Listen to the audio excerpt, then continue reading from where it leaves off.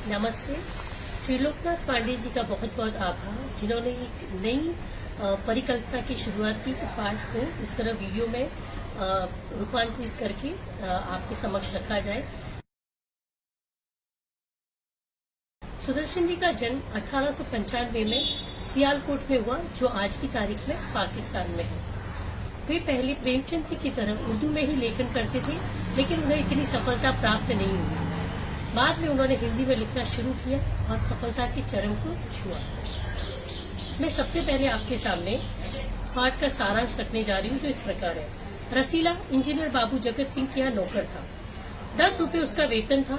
गांव में उसके बूढ़े पिता, पत्नी, एक लड़का और 2 लड़की थी। उसकी सारी तनख्वाह में भी उसका गुजारा न चल पाता था। तनख्वाह बढ़ाने की बात वो करता तो इंजीनियर बाबू मना कर देते और उसे कहते, तुम कहीं और जाकर काम ढूंढ सकते हो, मैं पैसे नहीं बढ़ाऊंगा। जिला मजिस्ट्रेट शेख सलीमुद्दीन इंजीनियर बाबू के पड़ोस में रहते थे। उनके चौकीदार रमजान और रसीला में घनिष्ठ मित्रता थी। दोनों घंटों साथ बैठते।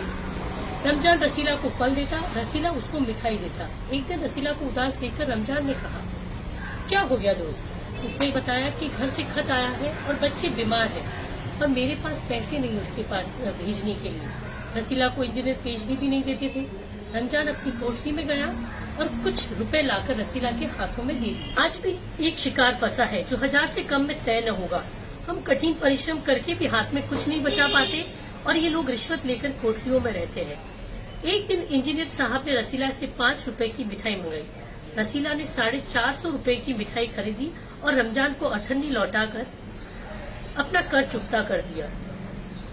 इंजीनियर साहब समझ गए कि मिठाई कम है, उसे हलवाई के पास ले गए।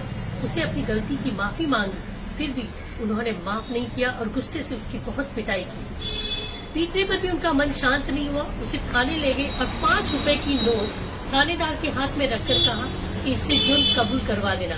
एक अठन्नी के लिए वो 5 रुपए देने को तैयार हो गए और जुर्म कबूलवाने की बात की, लेकिन अपने नौकर को जो बहुत ही सेवा भाव से उनकी तीमारदारी करता था, उसको माफ करने को तैयार नहीं हुआ। दूसरे दिन मुकदमा कचहरी में पेश हुआ। रसीला ने अपना अपराध स्वीकार कर लिया। मुकदमा शेख साहब की अदालत में था।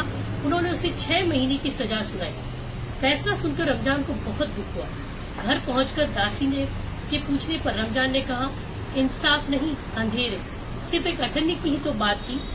रात के समय जब 1500 के चोर नरम गद्दों पर मीठी नींद ले रहे थे, अठन्नी का चोर जेल की तंग अंधेरी कोठरी में पछता रहा था कि आखिर उसने अठन्नी चुराई ही क्यों। कहानी का उद्देश्य। इस कहानी में लेखक सुदर्शन जी ने गरीब लोगों में सहृदयता, सहयोग की भावना और मालिक के प्रति आदर के गुणों को दर्शाया है।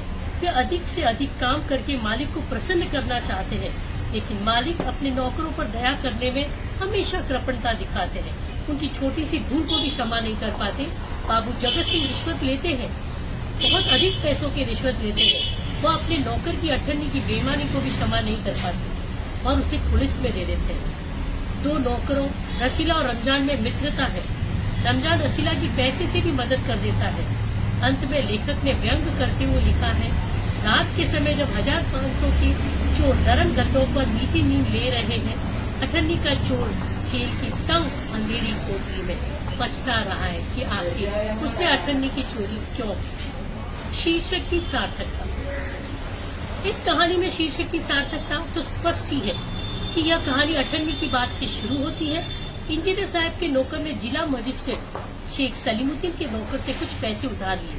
कुछ समय में उसने अपने दोस्त रमजान से उधार लिए हुए रुपए चुका दिए, लेकिन अठन्नी न चुका पाया। एक दिन इंजीनियर बाबू ने रसीला से 500 रुपए की मिठाई मंगवाई तो उसने 4.5 रुपए की मिठाई लाकर दे दी और बची अठन्नी से अपना कर्ज चुकाया। इसी अठन्नी की चोरी के लिए उस पर मुकदमा चला और 6 महीने की जेल। एक बार फिर से हिंदी शिक्षण मंच और त्रिलोकनाथ पांडे जी का दिल से धन्यवाद करती हूँ कि इन्होंने ये मंच प्रदान किया और मैं आपके समक्ष इस पाठ को रख पाई। धन्यवाद।